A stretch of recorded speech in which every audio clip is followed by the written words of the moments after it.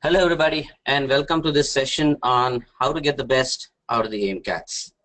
All of you are aware that the CAT notification is out and that they have given us some information about how the CAT 17 pattern is going to be, and we now know that the exam is on 26th November. So I absolutely understand each one of you being very eager to know what is it that one needs to do between now and the 26th of November so that one can get the best out of whatever we have on our hands and whatever we prepare. Now this session is to basically help you understand how is it that one can utilize the AIMCATs that we're going to take between now and the CAT exam, so that we get the best out of the AIMCATs that is possible, so that will help us put in the best on the CAT day. So before we jump into that, let me quickly brief you in terms of how the CAT pattern is going to be, just so that we build up towards the session that we're going to deal with over the next 40-45 minutes or so. Here, we know that this year there are going to be 3 sections. The first section is VARC for 60 minutes, and the second section is DILR for 60 minutes, and the third section is Quant for 60 minutes. So the sections are individually timed. Now, what does that mean, that the sections are individually timed? Now, essentially what this means is that we are not going to write one exam for 3 hours. This means that we are going to write 3 exams of 60 minutes each. So that one huge mental block, I think it'll help if we remove the mental block of a 3-hour exam, and we now need to start thinking that we are going to take 3 60-minute exams, right? Now, in addition to that, the information that has been given is more or less limited to this bit only. They have not specified the number of questions that are going to be there overall in the exam, and they also did not specify the individual section-wise number of questions that are going to be there. So this is some kind of a gray area that we need to deal with, and obviously AIMCATs will help you by exposing you to tests which have multiple overall number of questions and multiple variations also in terms of the number of questions per section that we're going to have. We know that within a question, within the available 60 minutes per section, one can move back and forth and look at any question within that section during the 60 minutes that is available for that particular section. And we can move to the next section only after the 60 minutes that have been allotted for this section are over. We can't obviously move to the next section before this. And this year also the on-screen calculator is going to be available, and the non-MCQs, which are the direct answer questions, also are going to be there this year. This is what we know about the CAT pattern. And let's also spend a couple of minutes on understanding the scoring part of it, because many students have many questions in terms of how is it that the normalization process, etc., would work. I'll try and spend a couple of minutes on that. Now, we know that every right answer has 3 marks, and every wrong answer the students are penalized with a negative mark. And the non-MCQ questions, which are the direct answer questions, they don't have any negative marking, and it's given that the scores would be normalized across sections.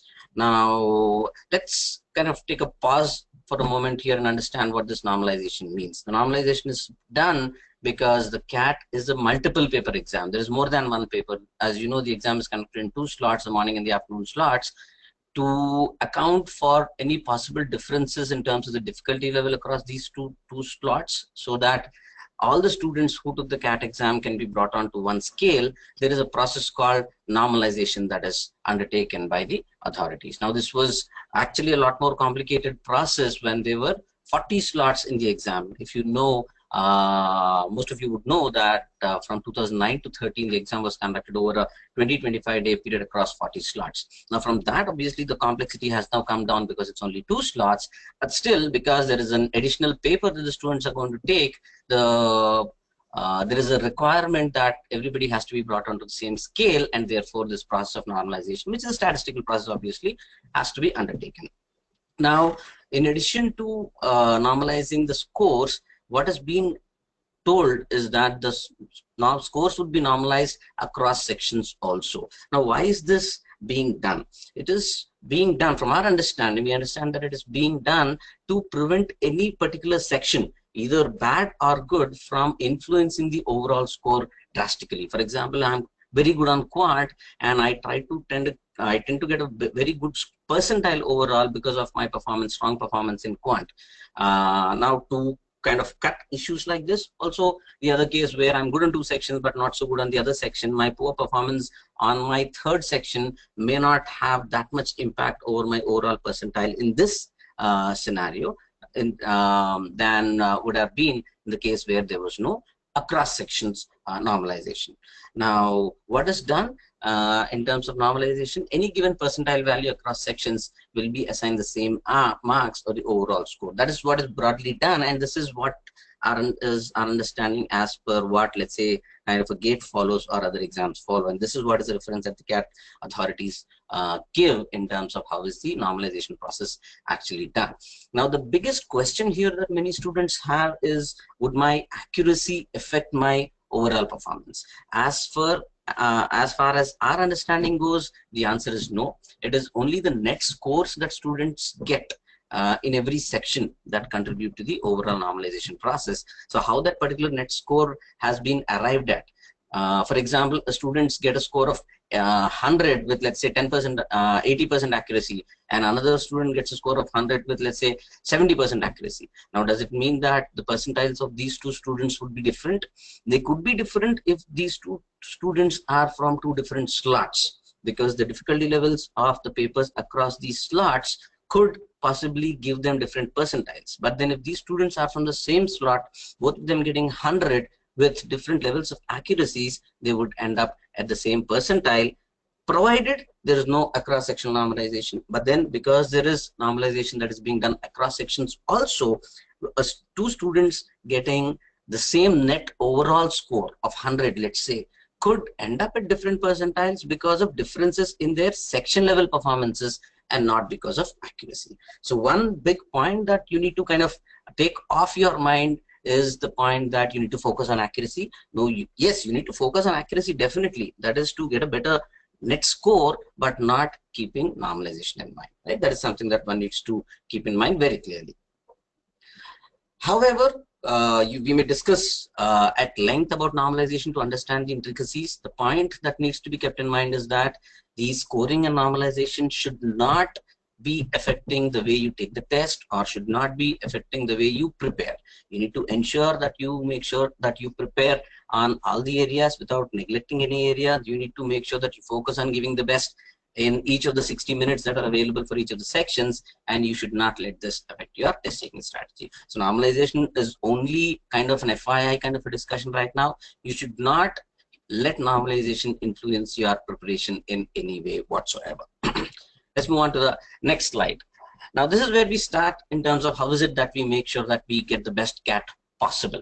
Now let's start off by asking ourselves a question. How is it that we maximize the score? What is the objective of the CAT exam? The objective of the CAT exam obviously is, as you can see on the first point, as the first point on the slide, to maximize the score. Now how is it that one can maximize the score? There are only 2 parameters which drive the score. The 2 parameters are the number of attempts that one has made. More the number of attempts, better the net score. But then there is a second parameter which is also there, which comes along with number of attempts to influence the net score, which is accuracy. There is no point in me attempting 100 questions and getting all of them wrong. Obviously my score would be a very high negative. We should have more number of attempts along with the best possible accuracy. Now these are the 2 parameters that one needs to keep in mind when one is focusing on maximizing the score. And I'm reiterating here, the only objective that one should have in mind while taking the CAT exam should be to maximize the score. Now why am I saying this? Why am I stressing on this point that the only objective should be to maximize the score? This is particularly because this CAT pattern is individually timed. The sections are individually timed, which means that within a 60-minute duration that is available for every section, the students only have to focus on maximizing their score in that section. Compared to the case earlier in some other earlier CATs where the students had the entire time available and it is on them to allocate this time across sections. That is when students were obviously in the dilemma in terms of, how much time should I allocate to every section? Am I allocating too much time at the cost of some of the sections, or am I allocating too less time so that I can focus on other sections, eventually affecting this particular section? So all these were kind of questions which one had to tackle while taking the CAT test. Now that question is redundant because the exam itself is determining how much time that the students are going to spend on each of the sections. So therefore, that's a huge worry taken away from our minds, because our focus now would be to utilize the 60 minutes to get the best possible score. And how do I get the best possible score? I go back to my point where I say that we need to focus on the two parameters, which are the number of attempts and accuracy. Now, you may say, I mean, what's so great about it? The point is that everybody knows that, yes, these are the two parameters which influence my score, which is number of attempts and accuracy. But there is a problem with these two parameters. Now, what is the problem with these two parameters? The problem is that these two parameters are not friends. They are kind of contradictory, as you can see on your screen.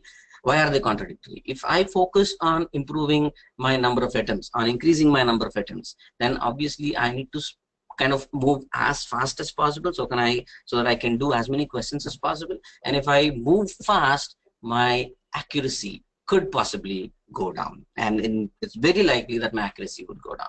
So which means if I push my number of questions up, number of attempts up, my accuracy sees the other way.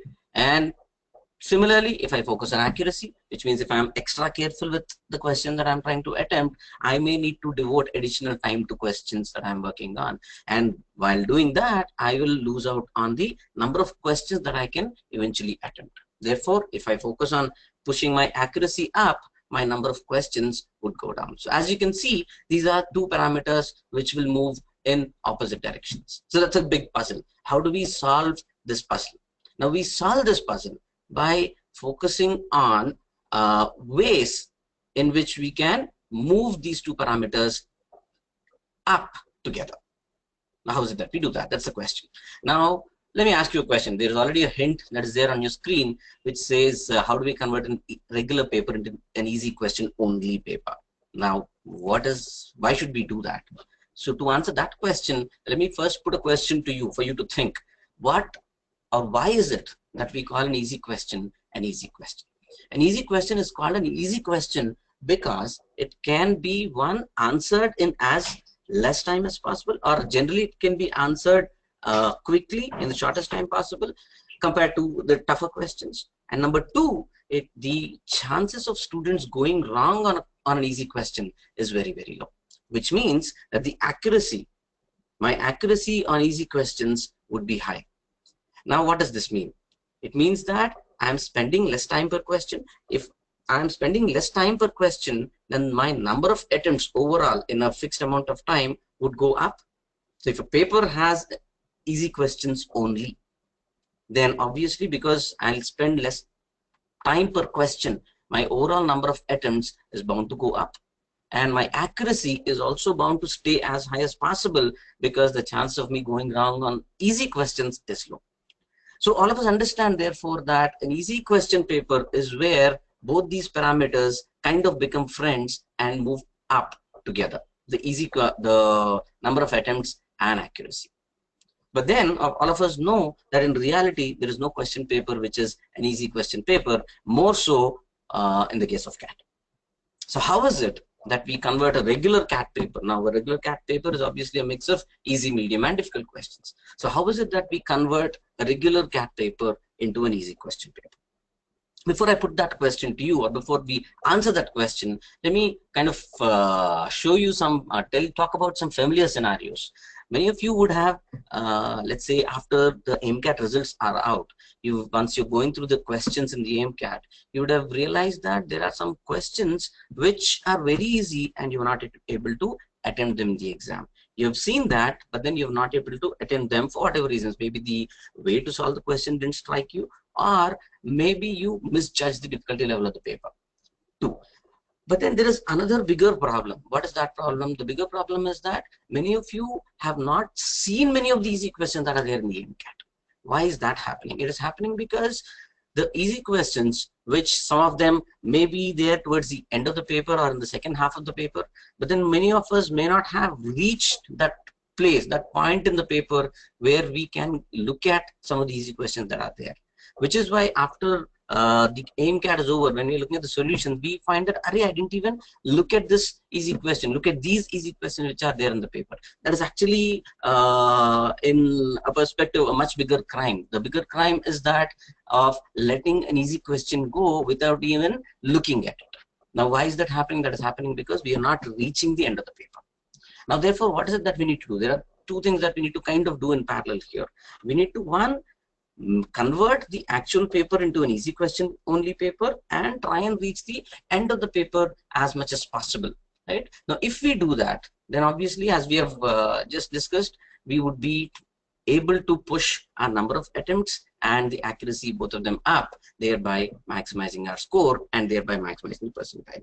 Now, if you understand, I've used the word percentile only now. So far, our focus has only been on the score. Now, why is that so? It is so because once, when we're taking the CAT exam, for us, while taking the exam, the competition doesn't exist.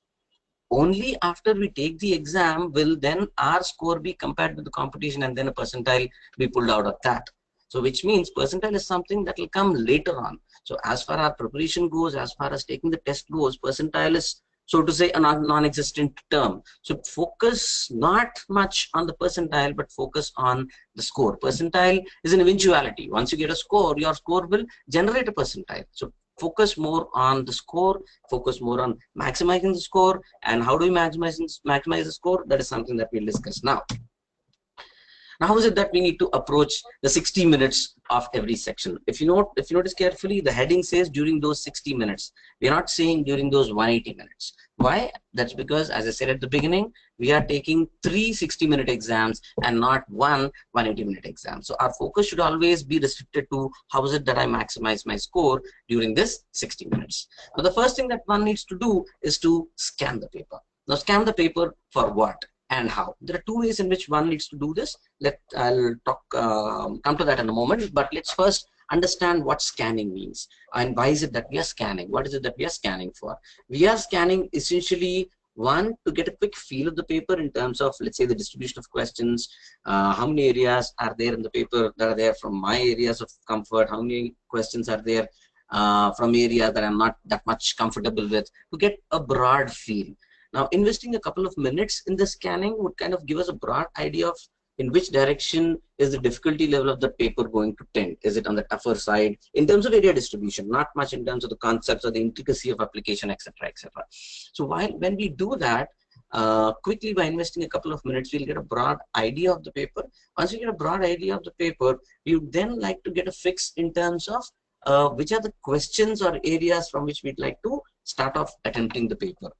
Right? Now, once we do that, then we start picking through. Now, the first couple of steps should not take more than a couple of minutes. Once we start doing that, we need to start picking through the easiest questions in the paper. Now, what does that mean? Essentially, all of this, all of our preparation that we have put in before we take the test boils down to better question selection.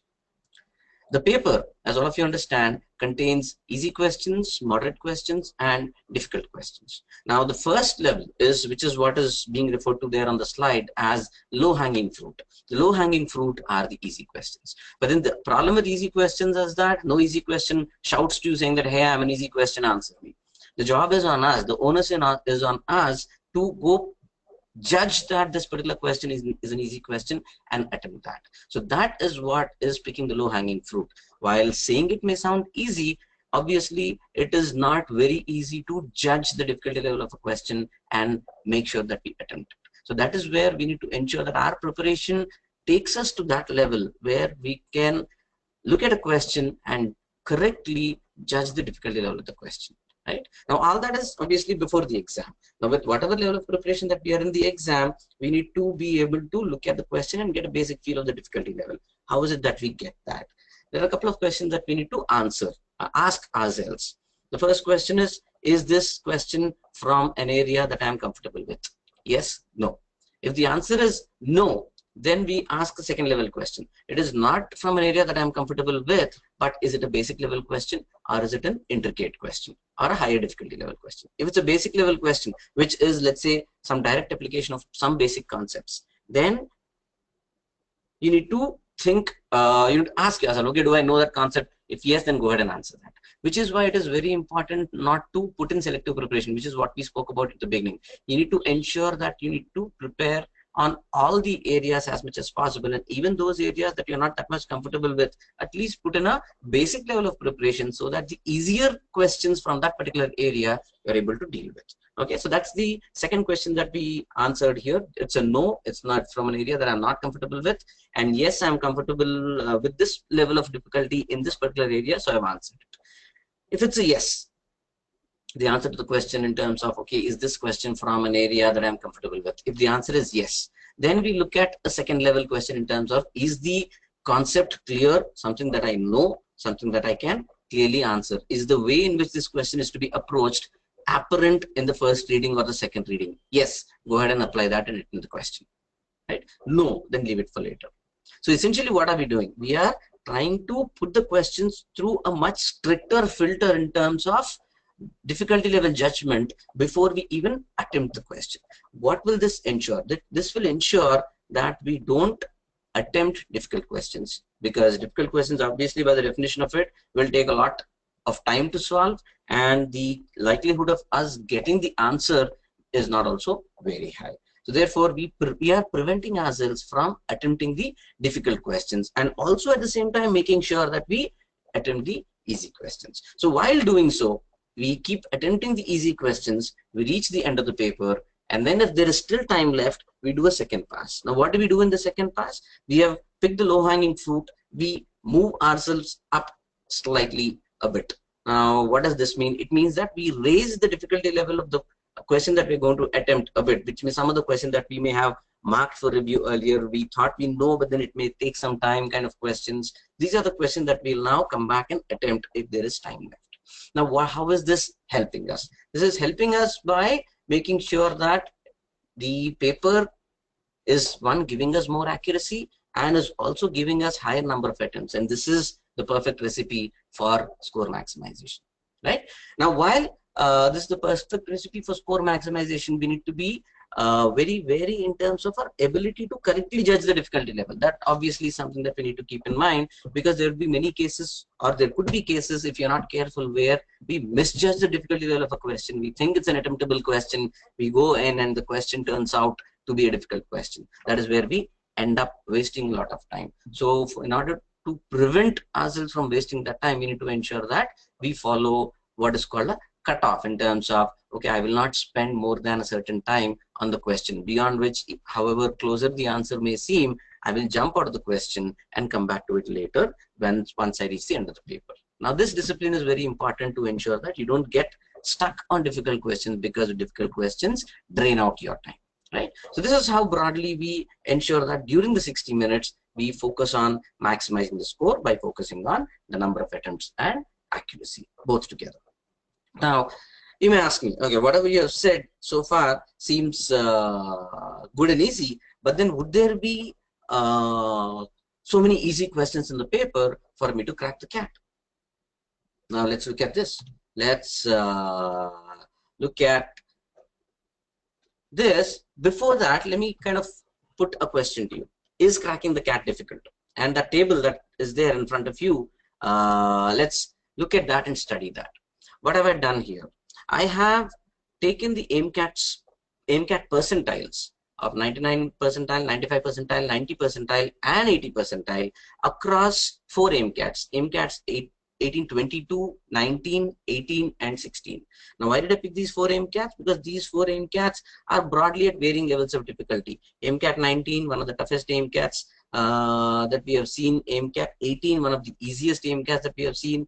AIMCAT 22, a moderate level AIMCAT that we have seen, just so that you can understand what are the score levels that are required to, let's say, get a 99 percentile. If you look at this score, now, how did I arrive? Let me spend a minute to explain how I arrived at this table. I looked at, and this information is available for all of you who are taking the AIMCATs. If you, let's say, look at the total number of test takers who took AIMCAT 16, the last AIMCAT that was done, 22,538 students took the AIMCAT, which means 99 percentile would be there at rank 225, right? Because that's 1%. 225 is rank is 99 percentile, rank 225.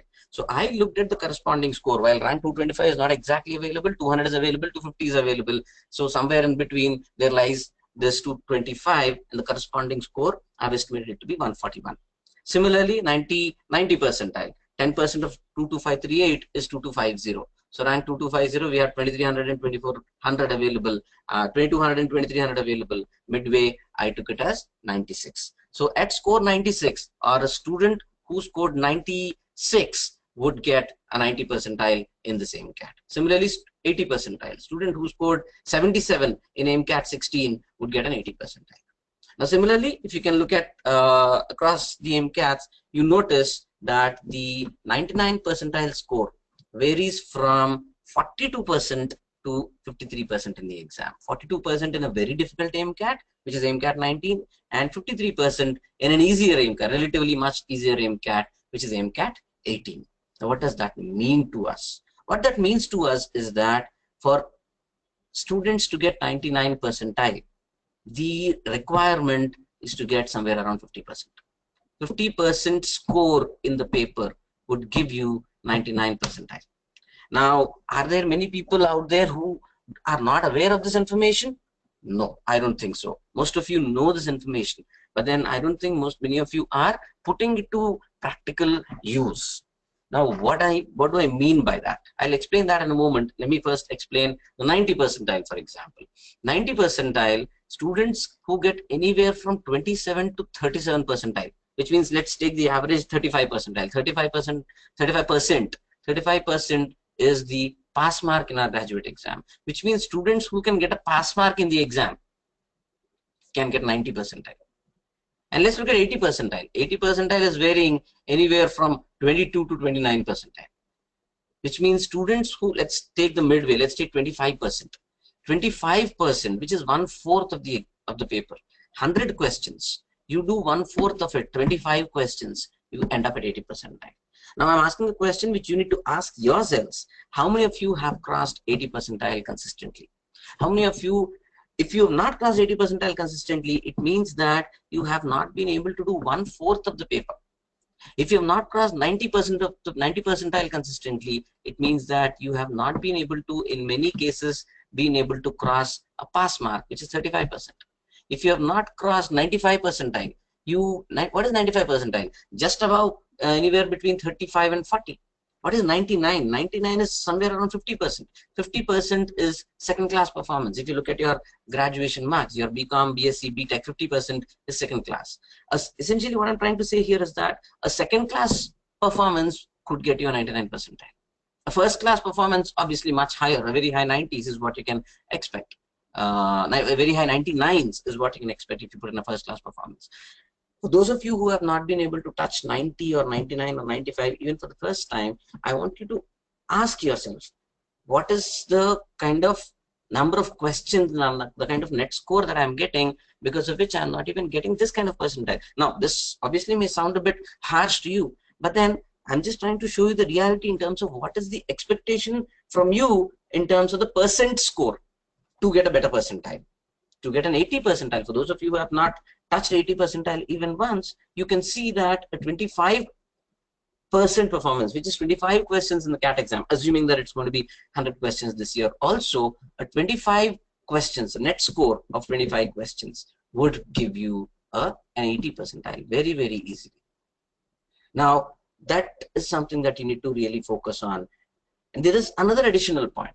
All of us kind of think or tend to think of the CAT exam as being very complicated. It is 100 questions, only 180 minutes, which means less than 2 minutes per question, only 1.8 minutes per question, is what our general perception about the CAT seems to be normally. But then if somebody who is targeting a 99 percentile, if the requirement is only to get a 50% score, which means if I need to answer only 50% of the questions right, 50% of the questions, which means my time would obviously double. 50 questions, 180 minutes, 3.6 minutes per question. If I am targeting 90 percentile, 90 percentile is only asking me to do some 35 questions. If I'm targeting 80 percentile, I only need to do some 25 questions, 1/4 of the paper, which means my time per question becomes double to become 7.2 minutes per question. Now, let that sink in your mind for a minute. 7.2 minutes per question from your seemingly very low 1.8 minutes per question. 7.2 minutes per question is a very high number. The point that I'm trying to make you ask yourselves today is that with such a high amount of time per question available, why am I not crossing 80 percentile consistently?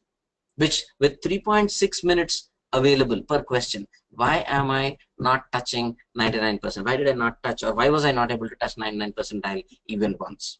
And that is because most of us may be looking at the overall deliverable of the CAT exam from an incorrect perspective. That is where I'm trying to come in, trying to tell you that yes, there are many doable questions that are there in the exam, which is what I was talking about in the earlier slide, where I spoke about the fact that you need to focus on solving the easy questions only. From where you will naturally ask me, will there be so many easy questions in the paper which will give me a very good percentile? So essentially what I'm trying to say here is that for you to get a 99 percentile, if you do 50 questions, it will be enough. So for you, will there be 50 doable questions in the CAT paper, right? Let's look at that and try and understand this. Now are there so many doable questions, available? Now this is the reference for this is AIMCAT 16. I've taken this distribution, difficulty level distribution from AIMCAT 16. For those of you who are looking at these tables for the first time, these tables will be available in the PDF solutions document that is available across for each of the AIMCATs that you have taken. Obviously, you need to have taken the AIMCAT to view this document. At the end of every section of the solutions, the difficulty level distribution table will be available. Now, as you can see, if you look at the easy and medium questions, section 3, for example, easy and medium, there are many questions. You don't start counting now. We'll go to the next slide where I have a summary of the numbers in terms of how many are easy and medium. Now, what am I calling as doable questions? The doable questions are those questions which are of very easy, and medium level difficulty. Now, how many doable questions are there in this paper? I'm talking about AIMCAT 16 here. If I look at the verbal ability section, there are 9 questions. And there are 21 difficult questions here. So in this paper, the English section is tough. Let's look at the remaining 2 sections. Quantitative ability, 27 doable questions. LR and DI, 16 doable questions. So 27 plus 16, that is 43, plus 9 from English, which is 52. Which means there are 52 doable questions in this paper. Now, by definition, these are easy medium questions, and easy medium questions by definition should not be taking more than 3-4 minutes for you. Which means 52 questions, even if you do, let's say, some 50 questions in that, 53 is 150 minutes is what you should be spending. So even if you take more than 3 minutes for some questions, 180 minutes should be comfortably enough for you to solve only the easy questions. But then, yes, you may have to spend some time to read some difficult questions, discard them, not attempt them, etc., etc. Counting all that also, it should be possible for a well-prepared student.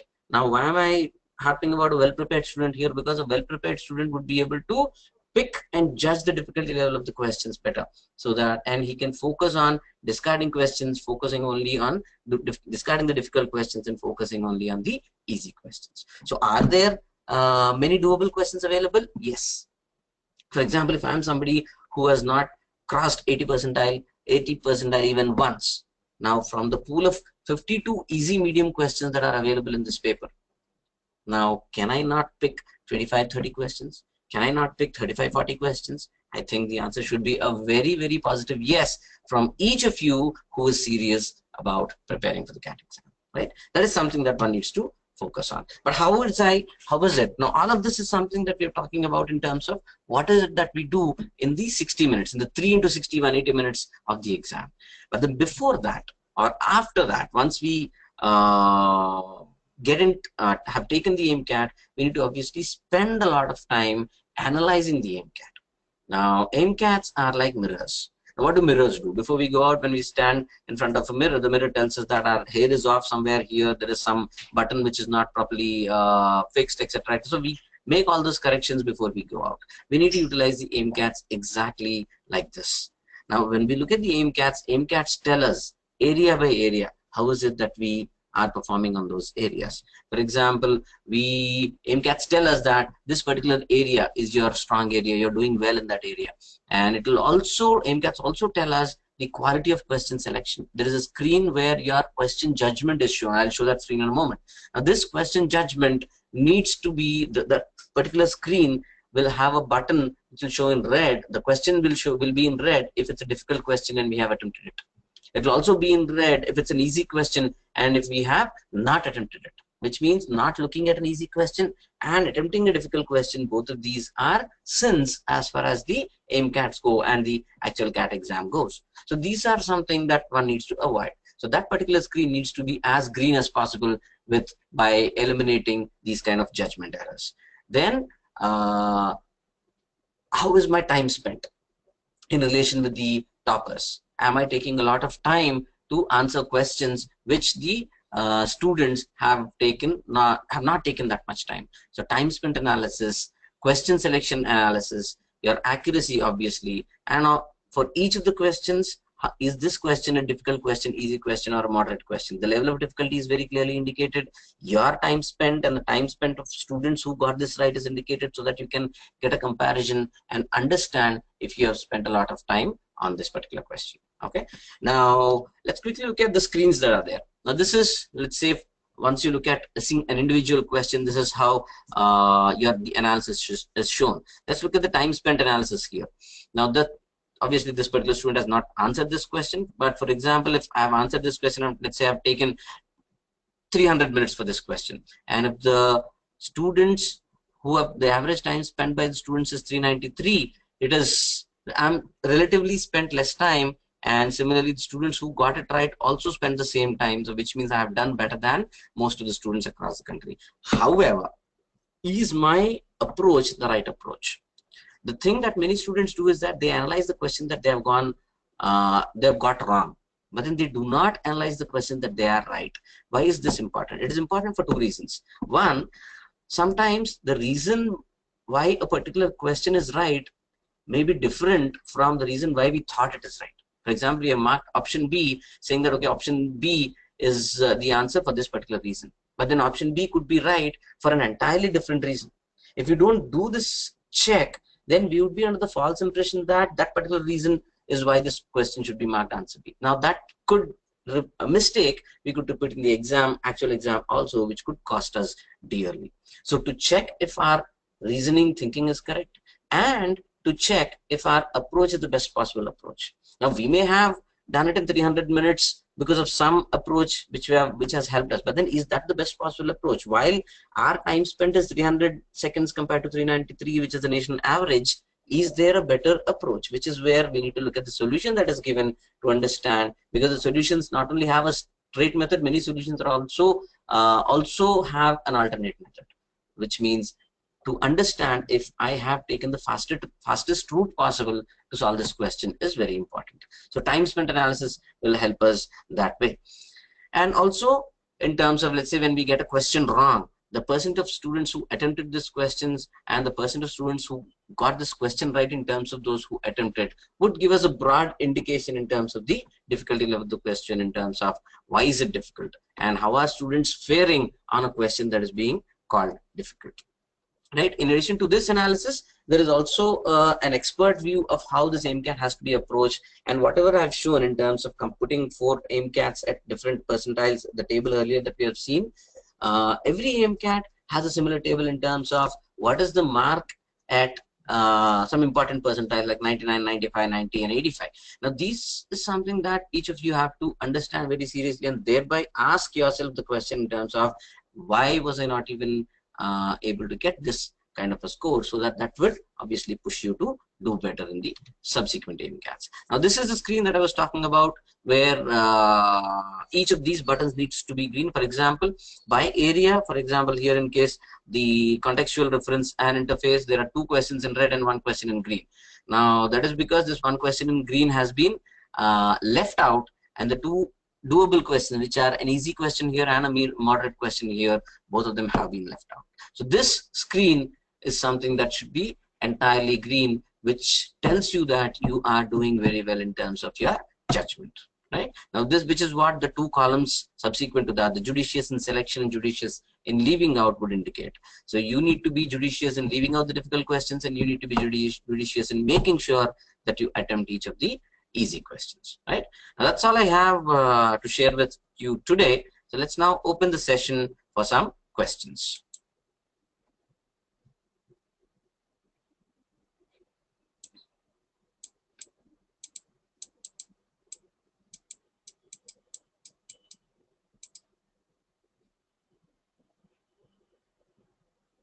And I'm looking at some questions which have come in the session. Somebody by name Ragisri Das has asked a question: is it possible to get 100 percentile by just 3 months of preparation? The focus, Ragisri, I think should not be to get 100 percentile, but the focus should be to get a percentile which is the best possible, which can get you into a top B school. Because 100 percentile, obviously only around 16 students across the country get.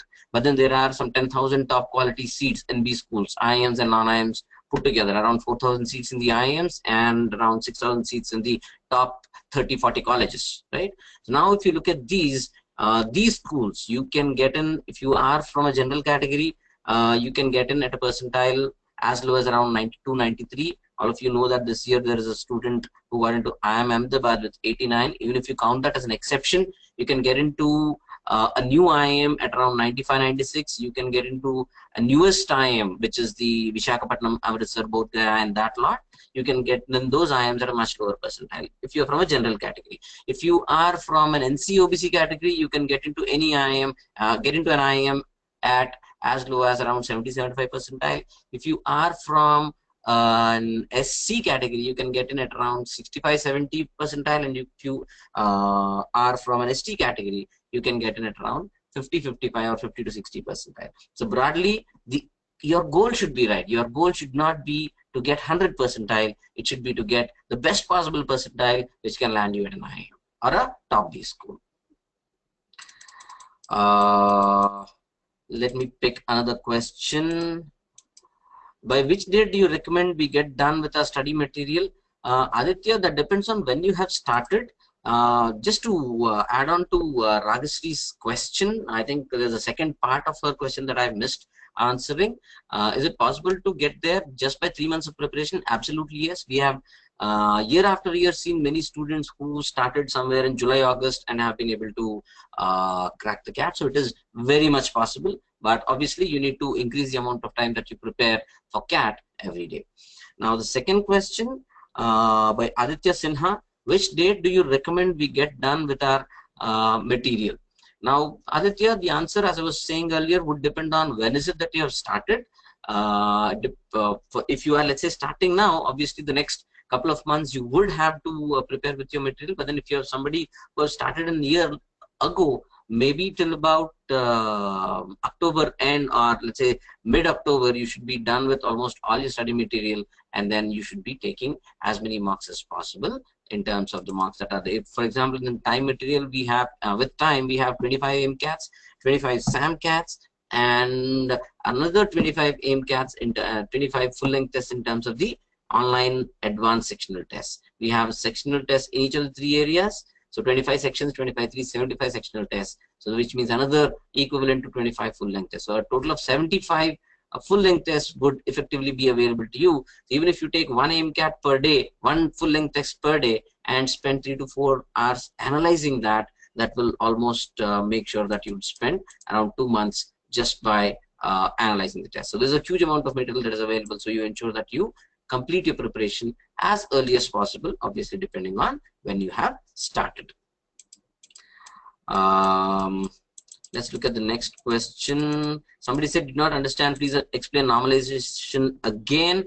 I would say, Siddharth, don't focus much on normalization, because as far as you taking the CAT exam goes, normalization should not even be given a minute of your mind time or mental space. Just delete that, focus on preparing for the exam and giving it in the best possible way. You can read about normalization and get into as much depth as possible on that post the CAT exam. You can separately write to us then, and we will see how to help you.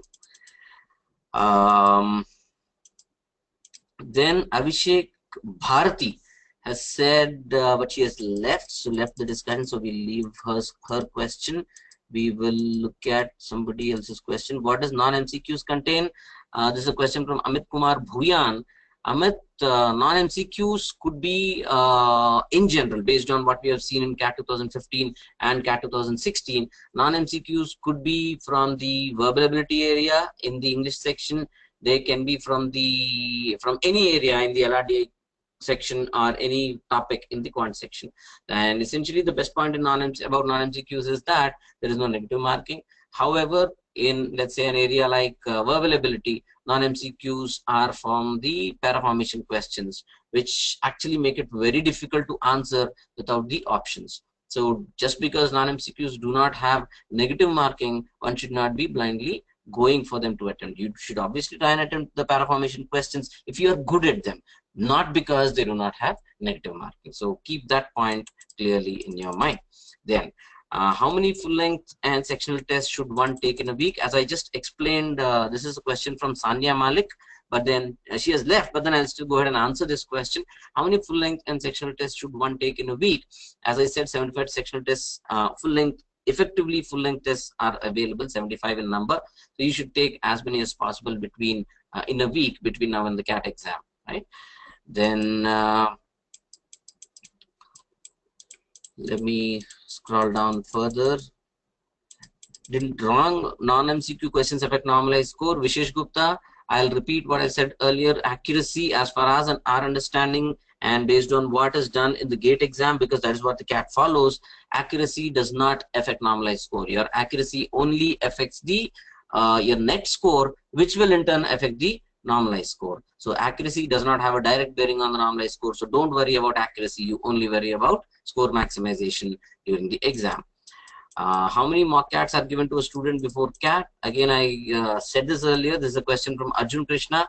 There are 25 AIMCATs, 25 SAMCATs, and effectively 25 full-length tests via the online sectional test. That's a total of 75. Is it okay to attempt the non-negative questions irrespective of the certainty of the answer? Tushar Chabra has asked this question.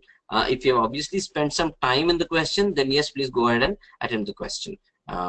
Because you have input some time, and if it's right, then you could obviously get lucky. Then we have a question from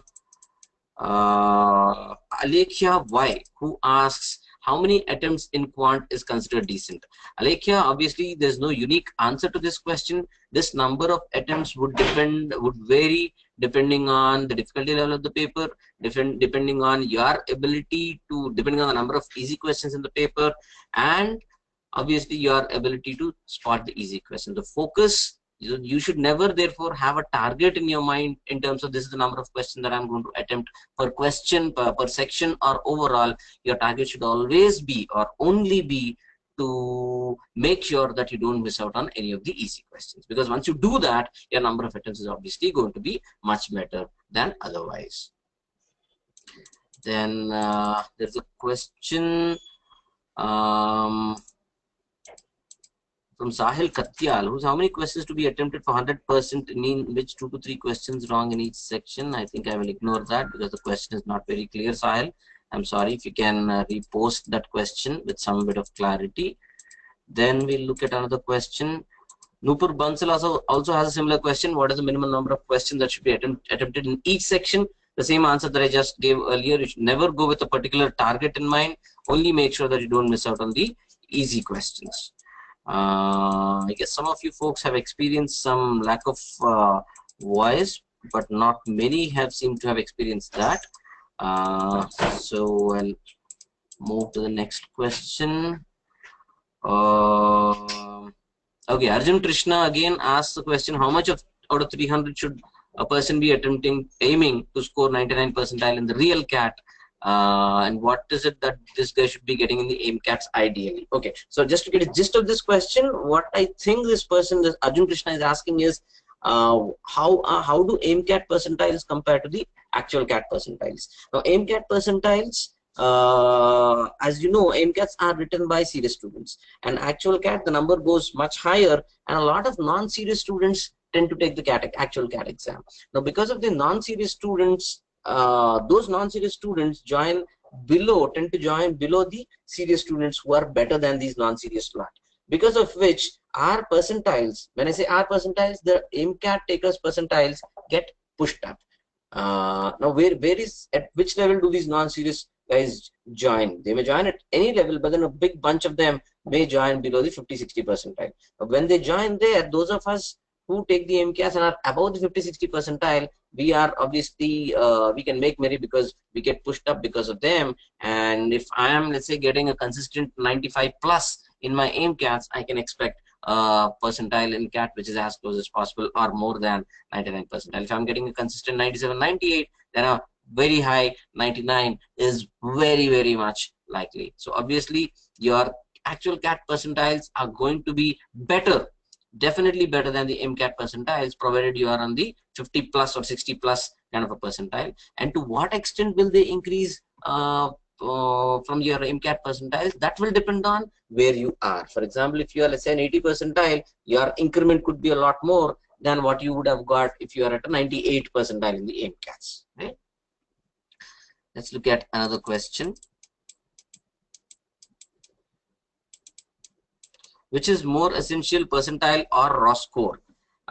This is a question from Naman Goel. Hey Naman, just don't, as I said earlier, ignore percentile. Percentile doesn't exist for you while you're taking the test. You focus only on maximizing your score, which means your raw score is what you need to focus on, and that is what is going to get translated into the percentile. So let me look at some more questions. Okay, the question is, I wanted to know if AIMCAT level is more than CAT or is it just equivalent to it? There are many times we are unable to understand and attempt some questions. This is a question from Vinny Chaudhary. He has left, but it's a very important question and I'll answer this. AIMCATs try and expose students to difficulty level, to various difficulty levels. Now, there would be some papers which are exactly at the CAT level. There are some papers which are tougher than the CAT, and some papers which are easier than the CAT. Now, why do we do that? We do that because while we know how CAT 16 has been, while we know how CAT 17 and 14 and others before that have been, we do not know how CAT 17 is going to be. The turn that CAT 17 is going to take could be towards a difficult level or towards the easy level is something that we absolutely don't know, which means we need to be prepared to any kind of a turn that the CAT may take. Now, for us to be prepared for any kind of a turn, we need to be exposed to AIMCATs at various levels of difficulty, which is why, as you would have noticed in the percentile table that I have shared with you in one of the earlier slides, the percentile, the scores are across the board. The scores varied from, let's say, 120 to 140 to 160 or 165 for a certain percentile, right? So there we expose you, make sure that you are exposed to different levels of AIMCATs so that the actual CAT just becomes another AIMCAT. So you have taken so many AIMCATs at various different levels, you feel that the actual CAT also to be an AIMCAT. That way, that is the level of comfort and awareness that the AIMCATs bring to you. Okay, should we scan the paper first for easy questions or should you pass and solve as we move forward? Romil Silot has, I think I got the pronunciation right. This is a student who asked this question. It should be a combination of both, Romil. Essentially what we are saying is you just scan initially only for the first couple of minutes, not more than that. And you pick as you move. You pick an attempt as you move. So it's a combination of both to be done there, Romil. Then let me check for another question.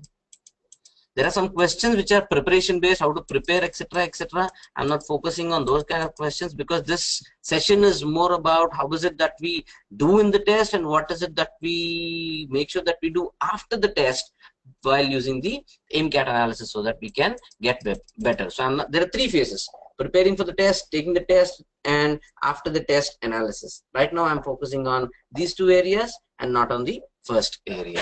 So that is why I'm ignoring any preparation related questions right now. Now there are some additional questions in terms of how many attempts would you call a good attempt, etc., etc. We have discussed that, so I'll ignore that. Okay, there's a very relevant question: how to scan through and know about the question difficulty level in the verbal ability section. This is actually has been phrased in a different way, but the gist of it is that how is it that we do the scanning in VA?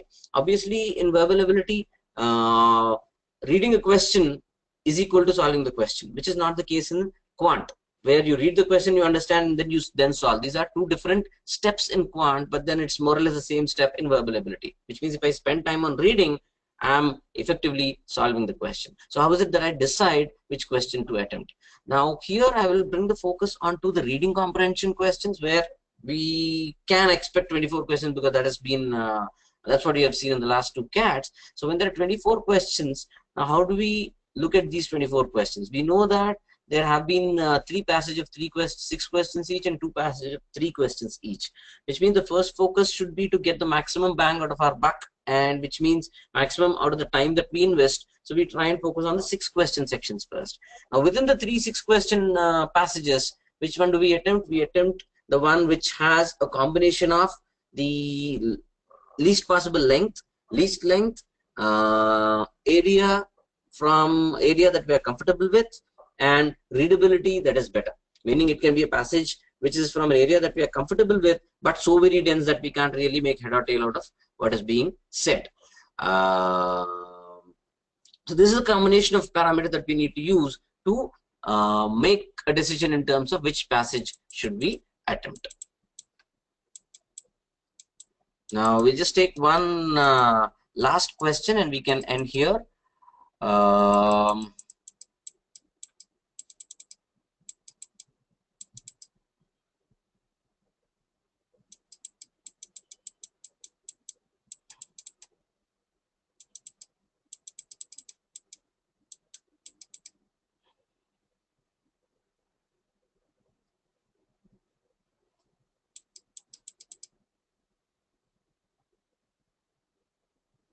I'm just trying to scroll down to look at a question that I can pick up.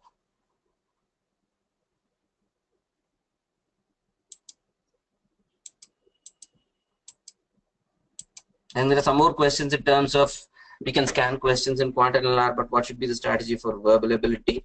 I think I've just answered that also. So let me try and see if I can pick just one question more. Okay, somebody has missed the first 30 minutes. This recording will be available, so you can make sure you can obviously watch this recording for the first 30 minutes again, to ensure that you will see what you have missed. How close are these AIMCATs to the actual exam is another question that we just discussed now.